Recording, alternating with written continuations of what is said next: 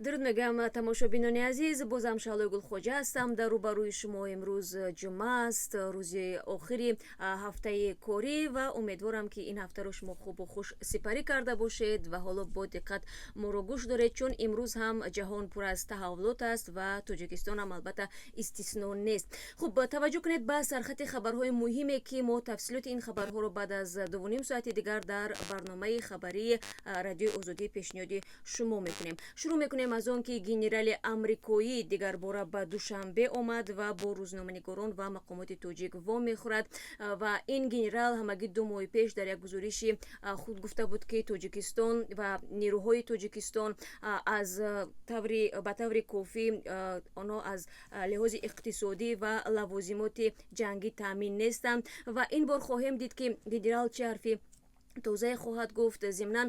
бояд ишора ба он кунем ки дар 25 соли охир амрико барои Тоҷикистон ҳудуди $2 миллиард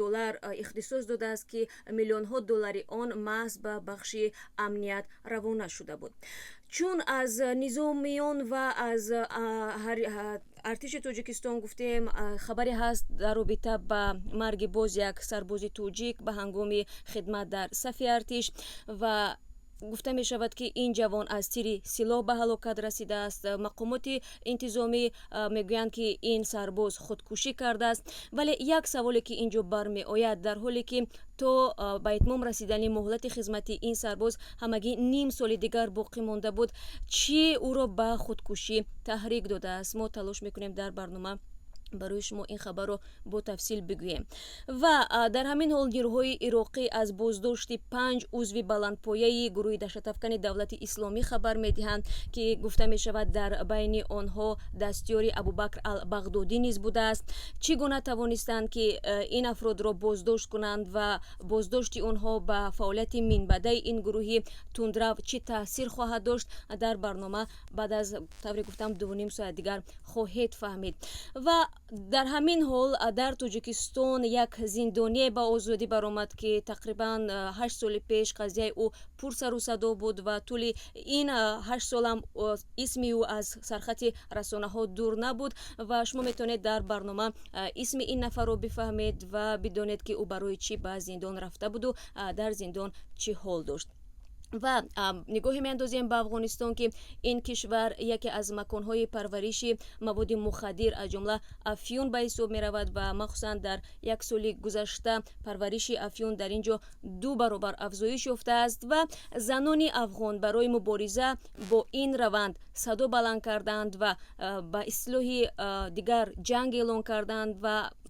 сухан афсан дар бораи духтарони афғон меравад ки барномаи бозии компютериро сохтанд ки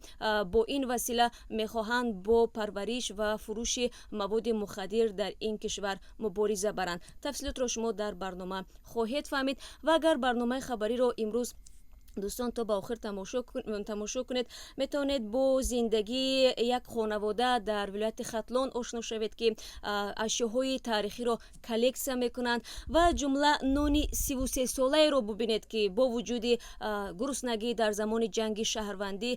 соҳибаш тавонистааст онро ҳифз кунад ва барои шумо дӯстон дар як гузориши вижа пешниҳод хоҳад кард. Албатта мо имрӯз ба ҷози ин боз хабару гузоришҳои зиёд дорем ки чун фурсатамон камтар аст ҳамаи онро барои шумо намегӯем ва умедворем ки чун ҳамеша дар барномаи хабарии имрӯз низ моро ҳамроҳӣ хоҳед кард. Фаромӯш накунед ки Озодӣ видео аст, канали махсуси мо дар YouTube ки пахши мустақими барномаи мо унҷо пешниҳоди шумо мешавад. Ҳамзамон дар сомонаи мо www.ozodi.org шумо метавонед моро бубинед ва агар фурсати тамошои пахши мустақимро надоштед, сабти